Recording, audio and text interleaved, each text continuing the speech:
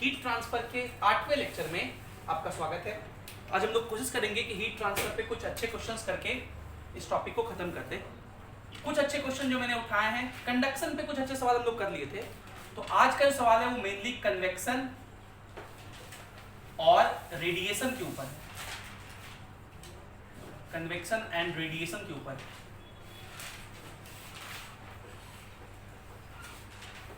Convection and radiation के ऊपर।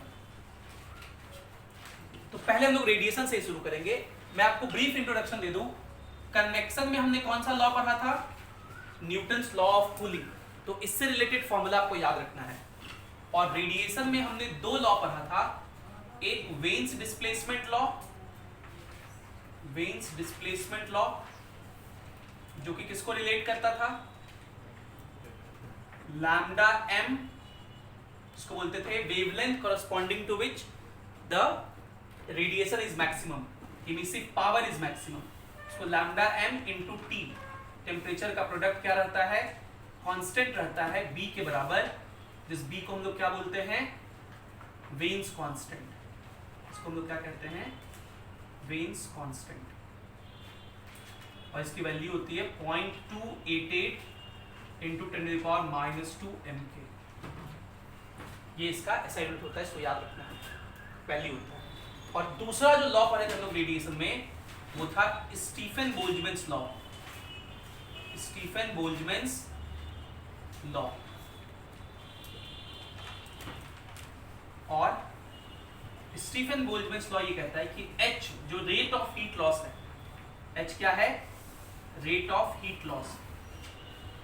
Rate of heat loss ये किसके बराबर होगा? ये होता है सिग्मा, जिसको स्टीफन्स कांस्टेंट कहते हैं, जिसका वैल्यू कितना होता है? 5.67 इंटू 10⁻⁸ वॉट पर मीटर स्क्वायर केल्विन का पावर 4। ये इसका ऐसा होता है। सिग्मा एप्सिलॉन, एप्सिलॉन क्या बताए थे? इमिसिविटी, जो कि अलग अलग बॉडी का अलग अलग होता है, 1 से छोटा होता है। ब्लैक बॉडी का इमिसिविटी 1 होता है, किसी और बॉडी का 1 से छोटा होता है। सिग्मा एप्सिलॉन ए क्या है? Surface area. ए क्या है? सरफेस एरिया इनटू टी का पावर 4। टी क्या है? बॉडी का टेम्परेचर, उसका पावर 4 माइनस टीएस का पावर 4। अगर सराउंडिंग टेम्परेचर दिया रहेगा तो ये लिखेंगे, नहीं दिया रहेगा तो नहीं लिखेंगे। और ध्यान रखना है टेम्परेचर किसमें लिखना है? हमेशा केल्विन में। टी क्या है? Temperature of body in kelvin, temperature of body in kelvin. और टीएस क्या है? Temperature of surrounding in kelvin. ये बेसिक बात हम लोग पढ़े थे। इसके ऊपर जो बेसिक सवाल है, बेसिक सवाल होगा कि putting the formula getting the answer, ऐसे खूब सवाल पूछे जाते हैं जेईई मेंस वगैरह में, नीट वगैरह में। और ऐसे सवाल मैंने कराए हैं आपको। ऐसे सवाल आप केटीजी थर्मो के जो आखिरी कुछ लेक्चर्स हैं 24वें 25वें, ये सब लेक्चर में आप खूब इसको ढूंढ सकते हैं। लेकिन आज हम लोग कुछ अच्छे अच्छे सवाल करेंगे, ठीक है? चलिए हम लोग कुछ अच्छे सवाल से शुरुआत करते हैं। पहला सवाल जो हमने लिया है, सवाल ये है कि एक कॉपर का स्फीयर है, इसको सस्पेंड कर दिए हैं, suspended in an evacuated chamber. Evacuated chamber मतलब जिसमें वैक्यूम हो, कुछ नहीं हो। और जैसे ही वैक्यूम है, इसका मतलब यहाँ पे जो भी हीट ट्रांसफर हो रहा होगा, वैक्यूम में कौन सा हीट ट्रांसफर हो सकता है? कंडक्शन हो सकता है। कंडक्शन किसमें होता है? सॉलिड्स में जनरल। कन्वेक्शन लिक्विड्स और गैसेस में। वैक्यूम में कौन हो सकता है? रेडिएशन। मतलब ये कहना चाह रहा है इवैक्यूएटेड चैम्बर बोल के कि रेडिएशन ही हो रहा है। Maintained eight 300 kelvin. ये जो चैम्बर है उसका टेम्परेचर मेंटेन्ड है 300 केल्विन पे। मेंटेन वर्ड का मतलब क्या होता है? बोलते हैं अपने आप को मेंटेन करके रखो। लड़कियां मेंटेन करके रखती है अपने आप को, वो डाइट करके, है ना? तो मेंटेन करने का मतलब क्या होता है? उसी चीज को कांस्टेंट रखना। मतलब मेंटेन एट 300 केल्विन का मतलब एक चीज कांस्टेंट होगा। तो मान लीजिए ये वो स्फेरिकल चैम्बर है, सॉरी ये वो चैम्बर है, और इस चैम्बर का टेम्परेचर कितना है? 300 केल्विन। और इसमें एक कॉपर के स्फीयर को सस्पेंड कर दिया। ये क्या है? एक कॉपर स्फीयर, ठीक है बच्चों? The sphere is maintained at a constant temperature of 900 kelvin. इस स्फीयर को भी 900 केल्विन पर मेंटेन किया गया है, ये भी मेंटेन्ड है।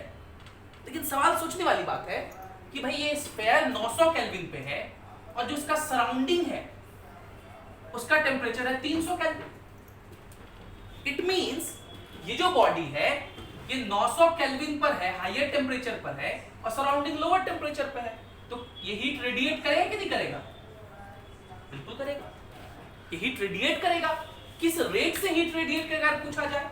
H, rate of heat radiation. What is H? Energy radiated पर सेकेंड, एनर्जी रेडिएटेड पर सेकेंड, जिसको आप वॉट में लिखते हो, और किससे लिखते हैं? H से। इसका फॉर्मूला क्या होगा? सिग्मा एप्सिलॉन A T का पावर 4 माइनस Ts का पावर 4। इस कुछ रेट से हीट ये रेडिएट कर रहा होगा, वो कितना रेट होगा अगर निकालना चाहे तो सिग्मा एप्सिलॉन A T का पावर 4, इसका टेम्परेचर है 900, इसका पावर 4 माइनस Ts का पावर 4, मतलब 300 का पावर 4। लेकिन सवाल सोचते लायक ये है कि अगर ये हीट लॉस कर रहा होगा उसका टेम्परेचर 900 थोड़ी रहेगा, इसका टेम्परेचर तो घट जाना चाहिए, घट नहीं रहा। क्यों नहीं घट रहा? क्योंकि क्वेश्चन ऐसा कहा है कि ऐसा मेंटेन क्यों किया गया है? By heating electrically and a total of 300 watt is needed to do this. भाई मान लीजिए मेरे पास 1000 रुपया है, मैं गया और एक दिन में मैं 10 रुपया का समोसा खा जाता हूं, फिर भी मेरे पास 1000 रुपया है। ऐसा कैसे रह सकता है? एक दिन में हम डेली एक दिन में 10 रुपया समोसा खा जाते हैं, 10 रुपया जाते हैं, समोसा वाले दुकानदार को देते हैं, खत्म हो गया। तो अगले दिन तो 990 होना चाहिए था, 10 रुपया घटना चाहिए था, लेकिन अभी भी 1000 रुपया है। इसका मतलब हर दिन हमको कोई 10 रुपया ही सप्लाई कर रहा है। मतलब जिस रेट से हीट लॉस हो रहा है उसी रेट से कोई अगर हीट सप्लाई कर दे तो टेम्परेचर क्या रहेगा? कांस्टेंट रहेगा। दिस मींस कि अगर इस बॉडी का टेम्परेचर 900 केल्विन है, इट मींस जिस रेट से वो हीट लॉस कर रहा था इस रेट से, इतने ही रेट से अगर इलेक्ट्रिकली हम हीट सप्लाई कर दें, जो कि दिया हुआ है 300 वॉट, तो ये H तो वॉट में ही था, तो 300 ये जो दिया हुआ है H का वैल्यू दिया हुआ है कि जिस रेट से हीट लॉस हुआ उसी रेट से हीट सप्लाई कर दो ताकि टेम्परेचर कांस्टेंट रहेगा। ये पहला इक्वेशन। आगे कह रहा है कि अब क्या किए हम लोग, इस स्फीयर का आधा भाग ब्लैक कर दिए, इस स्फीयर के आधे पार्ट को क्या कर दिए? ब्लैक कर दिए, ब्लैक है। अभी भी ये 900 केल्विन पे है, सराउंडिंग कितने पे है? 300 केल्विन पे है। हम लोग जानते हैं कि ब्लैक बॉडी बहुत ज्यादा रेट से हीट रेडिएट करता है, तो ये जो आधा पार्ट है अब ज्यादा से रेडिएट करेगा और बाकी आधा पार्ट तो उतना सही करेगा। मतलब अगर अब लिखें कि किस रेट से ये हीट रेडिएट करेगा, अब इसके लिए इक्वेशन लिखें, न्यू इक्वेशन H का, तो क्या लिखेंगे भाई? पहले तो इस आधे वाले पार्ट के लिखिए जो कॉपर का है, तो कॉपर के लिखेंगे सिग्मा, कॉपर का एमिसिविटी एप्सिलॉन, कॉपर वाले पार्ट का एरिया A/2। बोलो, पूरा एरिया में से आधा कॉपर है आधा ब्लैक है, तो पहले हम कॉपर वाले के लिए लिखना है, तो सिग्मा एप्सिलॉन कॉपर वाले का एरिया A/2 इनटू कॉपर का टेम्परेचर 900 स्क्वायर, सॉरी 900 का पावर 4 माइनस सराउंडिंग 300 का पावर 4 प्लस ये वाला भी हीट रेडिएट करेगा, हीट स्केलर क्वांटिटी तो नॉर्मली ऐड कर सकते हैं उसको। दूसरा वाला ब्लैक बॉडी के लिए क्या लिखेंगे? सिग्मा एप्सिलॉन का वैल्यू ब्लैक बॉडी के लिए कितना होता है? 1, तो वो लिखने का जरूरत नहीं है। एरिया हो गया A/2 इनटू उसका भी टेम्परेचर 900 है, तो 900 का पावर 4 माइनस 300 का पावर 4। तो अब देखिए ज्यादा हीट लॉस हो रहा है, अब ये इसको मेंटेन करने के लिए ज्यादा हीट चाहिए होगा। देखिए कह रहा है कि अब कितना चाहिए? So when half of the sphere is completely blackened, कितना स्फीयर को ब्लैकन किए थे? हाफ को। कल को इसके जगह 3/4 हो सकता है, तो आप समझ रहे हैं कहां पे चेंजेस होगा। तो अब कितना चाहिए? 600 वॉट चाहिए, मतलब अब ये किसके बराबर हो गया? 600 के बराबर। ये दूसरा क्वेश्चन आपको बताना है कि बताइए कॉपर का एप्सिलॉन एमिसिविटी कितना, तो सॉल्व कर लेंगे। दोनों इक्वेशन को डिवाइड कर दीजिए, इक्वेशन 1 डिवाइडेड बाय इक्वेशन 2 कर दीजिए। तो देखिए यहाँ पे कितना है? 300 और यहाँ कितना है? 600। डिवाइड करेंगे तो हाफ लिख दें। यहाँ क्या लिखा हुआ है देखिए, सिग्मा एप्सिलॉन A 900 का पावर 4 माइनस 300 का पावर 4, और यहां क्या लिखा हुआ है देखिए, सिग्मा a बाई 2 कॉमन है और ये वाला टर्म भी कॉमन है, तो सिग्मा a बाई 2 इंटू 900 का पावर 4 माइनस 300 का पावर 4, ये तो कॉमन था, बचा क्या, यहां बचा एप्सिलॉन और वहां बच गया 1, एप्सिलॉन प्लस 1, और ये काट दीजिए, ये 900 का पावर 4, ये 300 का पावर 4 कटा, सिग्मा a से सिग्मा a कट गया, ये जो नीचे 2 है ये ऊपर चला जाएगा, तो जगह 1 बाई 2 इज इक्वल्स टू, ये 2 ऊपर चला जाएगा तो 2 epsilon by epsilon plus 1, cross multiply कर दीजिए, इधर चला आएगा तो epsilon plus 1 is equals to 4 epsilon, इधर आके 3 एप्सिलॉन हो जाएगा, 3 एप्सिलॉन इज इक्वल्स टू 1, तो एप्सिलॉन का वैल्यू कितना हो जाएगा 1 बाई 3।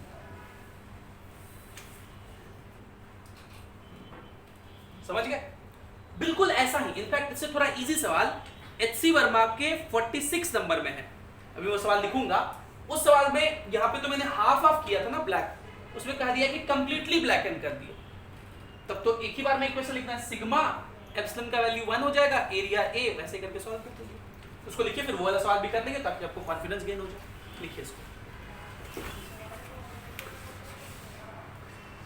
तो अगला सवाल आप लोग के स्क्रीन पे रहा, ये एचसीवी का 46 नंबर सवाल है, इसको करना है एक्सरसाइज का, वीडियो पॉज करिए और इस चीज को अच्छे से सॉल्व करिए, इसका आंसर 0.3 आना चाहिए, बिल्कुल वैसे सवाल है, इनफैक्ट उससे आसान है।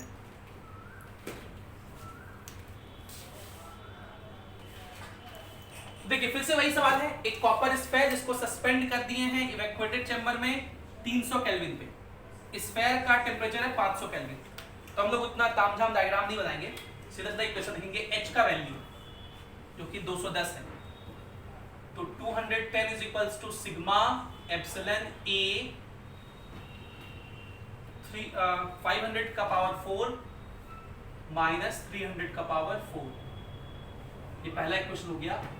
सेकंड केस में उसको कंप्लीटली ब्लैक एंड कर दिए, तब 700 वॉट चाहिए, तो क्या लिखेंगे 700 is equals to sigma epsilon 1 हो गया, एरिया a 500 का पावर 4 माइनस 300 का पावर 4, ये दूसरा इक्वेशन, दोनों को डिवाइड कर दीजिए, तो 0 0 कटा 7 21, तो 3/10 हो जाएगा ये डिवाइड करने में, और इधर ये एप्सिलॉन ही बचेगा खाली, तो हो गया एक लाइन में एप्सिलॉन का वैल्यू कितना 0.3,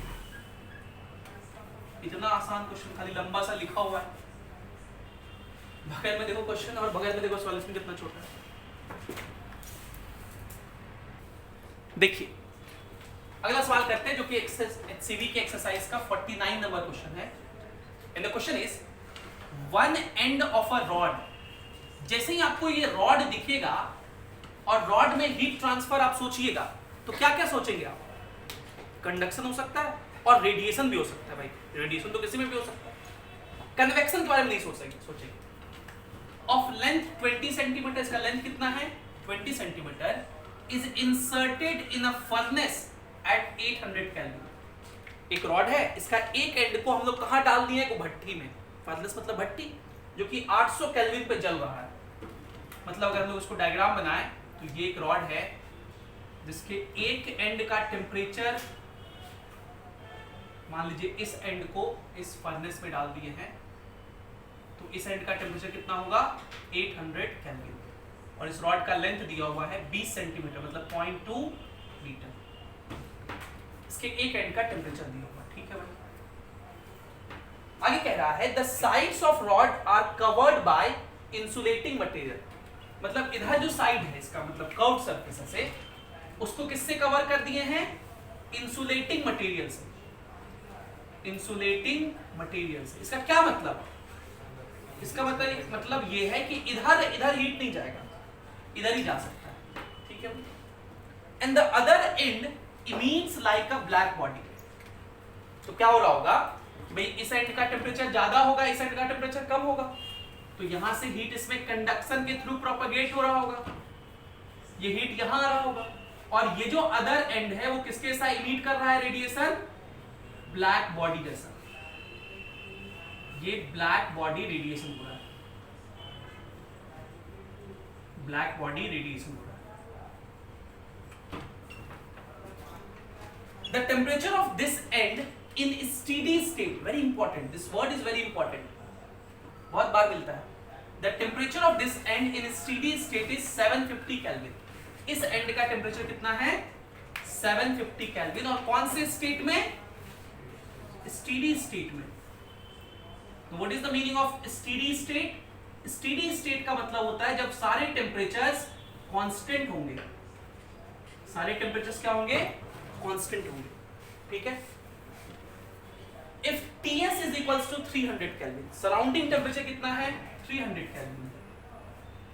तो फिर से वही बात सोचिए कि भाई ये तो फर्नेस में है तो इसको तो कोई फर्क नहीं पड़ता भाई, ये तो भट्टी में है, भट्टी जल रहा है तो इसका टेम्परेचर 800 केल्विन कांस्टेंट मेंटेन है। लेकिन जब ये इसको हीट दे रहा है तो इस एंड का टेम्परेचर तो बढ़ते रहेगा, यहां से हीट आते जा रहा है इसके पास, लेकिन इसका टेम्परेचर कांस्टेंट है। दूसरी बात कि ये इसको हीट दे रहा है, सराउंडिंग को रेडिएट कर रहा है हीट, तो इसका टेम्परेचर घटना चाहिए, लेकिन घट नहीं रहा है, कांस्टेंट है। इसका क्या मतलब? इस एंड पे जिस रेट से हीट आ रहा होगा उसी रेट से हीट क्या होगा? हो जा रहा होगा, लॉस हो जा रहा होगा। तो भाई इस एंड पे किस रेट से हीट आ रहा होगा? तो इस रॉड में कंडक्शन हो क्या आ रहा है, तो किस रेट से हीट आ रहा होगा? यहाँ पे h, और उसी रेट से हीट रेडिएट हो जा रहा होगा। तो इस h का फॉर्मूला हम लोग फूरियर लॉ से लिखेंगे कंडक्शन के लिए। तो ये कंडक्शन हो रहा है यहाँ, और कंडक्शन के लिए h का फॉर्मूला आपको याद होगा, क्या होता है? K cross sectional area A into T1 minus T2। तो 800 माइनस कितना? 750 सेंट का टेम्परेचर बाय लेंथ L कितना? 0.2। और यही हीट यहाँ रेडिएट हो रहा है, ब्लैक बॉडी ऐसा। तो यहाँ पे रेडिएशन के लिए क्या फॉर्मूला लिखेंगे h का? Sigma epsilon. तो भाई ब्लैक बॉडी है तो एप्सिलॉन कितना हो जाएगा? 1 सिग्मा A, इतने ही एरिया से रेडिएट हो रहा है, क्रॉस सेक्शनल एरिया से।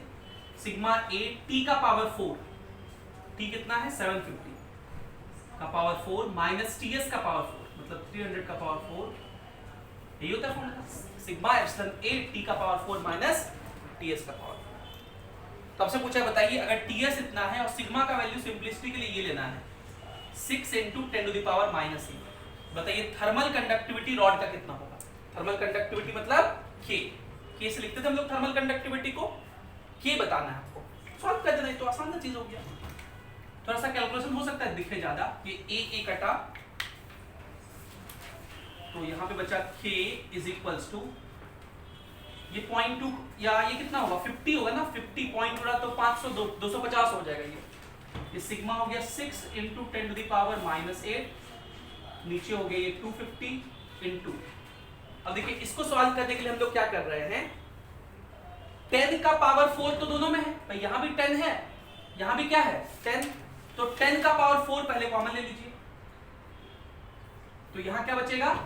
75 का पावर 4 माइनस 30 का पावर 4। 75 और 30 में 5 भी कॉमन है ना, तो 5 का पावर 4 भी कॉमन ले लीजिए, तो क्या बचेगा? 15 का पावर 4 और उधर 6 का पावर 4।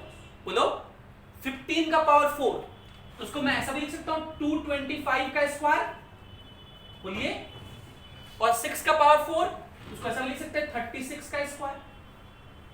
अब ये ज्ञान आपको मैथमेटिक्स का आना चाहिए, बाकी तो सॉल्व करना है। देखिए 25 से अगर सॉल्व करें तो ये 10 बार में कटा 25 से, और ये 25 से 25 बार में ही 5 का पावर 4 625 होता है, ये 10 से कटा 10 का पावर 3 बार में।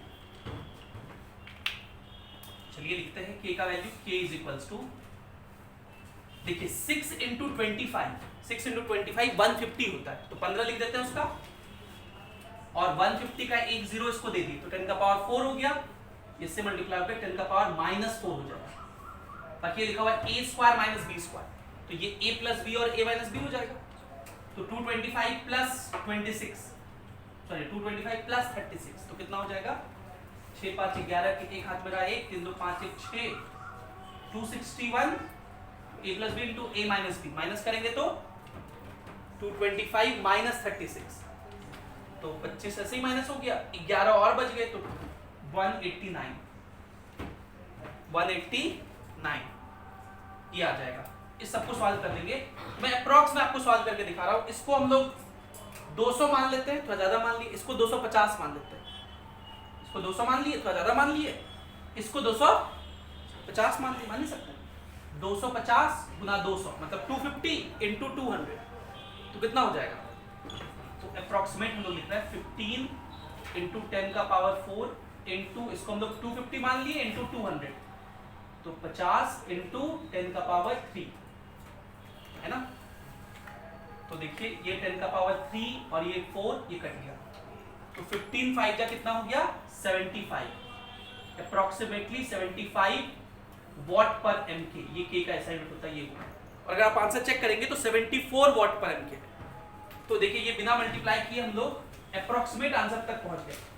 इसको 11 बढ़ा दिए थे, इसको 11 कम कर देते। कई बार ऐसा थोड़ा सा दिमाग लगाएंगे तो आप आसानी से ऑप्शन देख करके पहुंच सकते हैं आंसर तक। लिखिए इसको। इसमें हम लोग क्या किए? कंडक्शन और रेडिएशन क्वेश्चन को मिक्स कर दिए।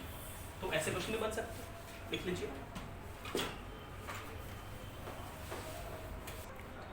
तो आज का जो आखिरी 2 सवाल है वो कन्वेक्शन के ऊपर है, और ये कन्वेक्शन के 2 बहुत इंपॉर्टेंट क्वेश्चंस हैं जो मैक्सिमम लोगों से नहीं बनते हैं। ये दोनों क्वेश्चन एचसीवी से उठाए गए। एचसीवी एक्सरसाइज के 50वें नंबर में आपको ये क्वेश्चन दिख जाएगा और 52वें नंबर में ये दिख जाएगा। दोनों एक ही जैसा, थोड़ा सा बस अंतर है। पहले हम लोग सवाल पढ़ते हैं।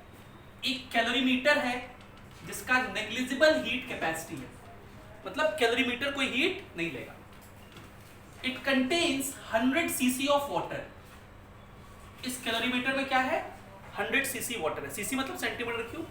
तो वाटर का वॉल्यूम दिया हुआ, इतना वॉल्यूम वाटर है। वाटर है, ध्यान रखना, कितने टेम्परेचर पे? 40 डिग्री सेल्सियस पे। The water cools to 35 degree Celsius. Cool हो रहा है, टेम्परेचर क्या हो रहा है? घट रहा है। 35 हुआ कितने देर में? 5 मिनट में। 5 मिनट में ऐसा हो गया। कह रहा है कि now the water is replaced by K oil. K oil मतलब kerosene oil of equal volume.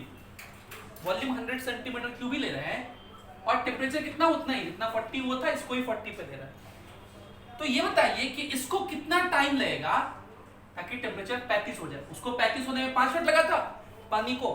Kerosene oil का अगर सेम वॉल्यूम ले तो 40 से 35 होने में कितना समय लगेगा? अगर केरोसिन का डेंसिटी ये है, के ऑयल का ये है, बाकी वाटर का डेंसिटी तुम लोग को पता ही होता है। कितना होता है वाटर का डेंसिटी बताइए? 1000 kg पर मीटर क्यूब या 1 ग्राम पर सेंटीमीटर क्यूब। और स्पेसिफिक हीट कैपेसिटी कितना होता है वाटर का?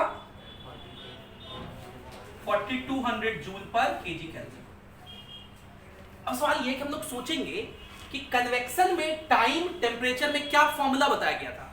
तो एक फॉर्मूला जो आपको याद रखना था वो ये था कि temperature is equals to 1 by small k into ln theta naught minus theta S by theta minus theta S. याद है ये फॉर्मूला आप लोगों को? KT इज इक्वल टू ये फॉर्मूला आया था। और ये क्या है था? स्मॉल के। और हम लोग एक और चीज लिखे थे, स्मॉल के और कैपिटल के में रिलेशन। स्मॉल के इज इक्वल टू होता था कैपिटल के बाय एमएस। तो स्मॉल के जगह कैपिटल के बाय एमएस लिख देंगे तो एमएस ऊपर चला जाएगा। एमएस बाय कैपिटल के ln theta naught minus theta S by theta minus theta S.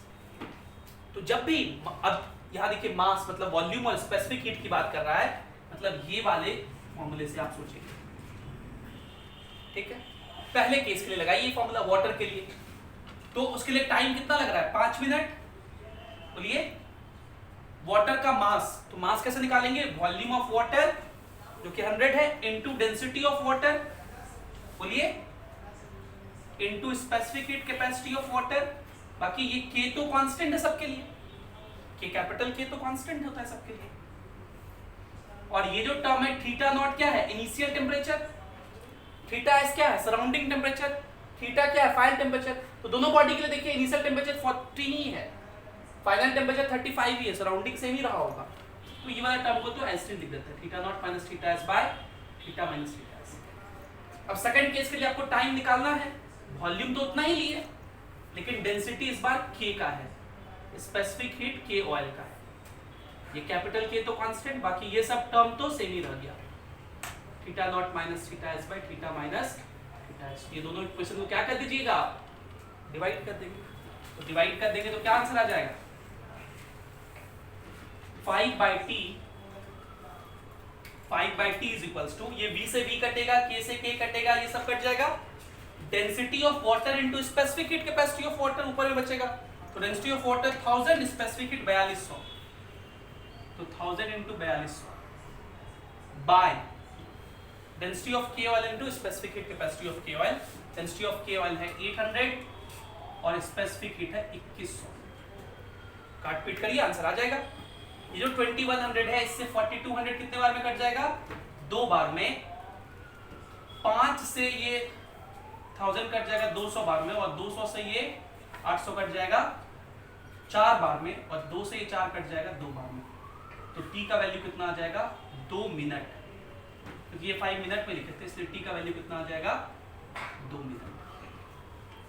बिल्कुल इसी बात पे अगला सवाल है, इसी ऐसा है, कह रहा है कि एक कैलोरीमीटर है, ये कंटेन कर रहा है 50 gram of water at 50 degree Celsius. 50 ग्राम पानी है उसमें 50 डिग्री सेल्सियस पे, और उसका टेम्परेचर 50 से फॉल होकर कितना हो गया? 45। कितने टाइम में? 10 मिनट। ठीक। अब कह रहा है when the calorimeter contains 100 gram of water, अब खाली मास चेंज कर दिया, मटेरियल अभी भी क्या रह रहा है? पानी ही है, वाटर ही है, सेमी टेम्परेचर 50 पे, तो अब 18 मिनट लग रहा है टेम्परेचर को 45 डिग्री सेल्सियस होने। भाई अभी अभी हम लोग देख रहे हैं टेम्परेचर मास के डायरेक्टली प्रोपोर्शनल है, स्पेसिफिक हीट तो सेम ही है, पानी ही रह रहा है दोनों केस में। तो अगर टेम्परेचर मास के डायरेक्टली प्रोपोर्शनल है तो मास को दुगुना करेंगे, टेम्परेचर भी क्या हो जाना चाहिए? टाइम भी क्या हो जाना चाहिए? ये टाइम, सॉरी, टाइम मास के डायरेक्टली प्रोपोर्शनल है, तो मास अगर दुगुना लेंगे तो टाइम भी दुगुना लगेगा। मास 50 ग्राम से 100 ग्राम ले लिए तो टाइम 10 मिनट से 20 मिनट लगना चाहिए, लेकिन 20 मिनट नहीं लग रहा है। कितना मिनट लग रहा है? 18 मिनट। मतलब कुछ लोचा है, और वो लोचा क्या है? Find water equivalent of calorimeter, मतलब इस बार हीट कैलोरीमीटर भी ले रहा है, और कैलोरीमीटर का क्या निकालने कहा है आपसे? Water equivalent. अब ये कैलोरीमेट्री से रिलेट हो गया, तो वहां हमने सीखा था वाटर इक्विवेलेंट के बारे में। क्या सीखा था? वाटर इक्विवेलेंट का मतलब कि उस कंटेनर को भी आप पानी का बना हुआ मानिए, और उतना ही पानी एक्स्ट्रा समझ लीजिए। मतलब अगर आपसे वाटर इक्विवेलेंट ऑफ कैलोरीमीटर पूछा है तो आप उसको x ग्राम मान लीजिए। कितना मान लीजिए? x gram of water. मतलब सही में पहले पानी 50 ग्राम के साथ साथ ये x ग्राम कैलोरीमीटर में जो पानी का बना हुआ है उसका भी x लेना पड़ेगा। तो भाई यही फॉर्मूला हम लोग फिर से यहां लिखेंगे, T is equals to ms/k ln theta naught minus theta s by theta minus theta s। ये सब कांस्टेंट, s भी कांस्टेंट क्योंकि मटेरियल सेम है, k भी कांस्टेंट, तो टाइम सीधा सीधा किसके पे डिपेंड कर रहा है? मास पे। तो T1/T2 is equals to m1/m2। पहला केस में टाइम कितना लगा है? 10 मिनट, बोलो। दूसरा केस में कितना? 18 मिनट। पहले केस में मास कितना है? 50 ग्राम पानी प्लस x ग्राम उसका कैलोरीमीटर का, जो कि पानी का बना हुआ है। नेक्स्ट केस में मास कितना है? 100 ग्राम, और ये x ग्राम, दो सब ग्राम ही में, ग्राम ग्राम कट जाएगा, कोई दिक्कत नहीं, x ग्राम में ही आएगा। कैलकुलेट कर दीजिए क्रॉस मल्टीप्लाई करके, तो 5 से ये 2 बार में कटेगा, 5 से ये, सॉरी नहीं कटेगा, 2 से ये 5 बार में, 2 से ये 9 बार में। ये हो गया 500 plus 5x is equals to 450 plus 9x। ये हो जाएगा 50 इज इक्वल्स टू 4x, तो x is equals to 12.5 gram. 12.5 gram उसका क्या होगा? Water equivalent. And with this we have come to an end of the topic of heat transfer. Heat transfer में इतनी बातें जानना है आपके लिए काफी थी। एडवांस सीरीज में इसके ऊपर 2 लेक्चर और हैं, जिसमें कुछ और अच्छे अच्छे सवाल इस चैप्टर के बताए गए हैं, उसको देखिए जो लोग एडवांस की तैयारी कर रहे हैं अच्छे से। हालांकि ये सब भी अच्छे क्वेश्चन एडवांस के लिए, लेकिन उन 2 लेक्चर कर लेंगे तो HCV पूरा अच्छे से हो जाएगा। फिर जो बाकी क्वेश्चन बनते हैं उनको बनाइए, जो डाउट होता है पूछिए इनसे। Thank you for being with us, have a great day.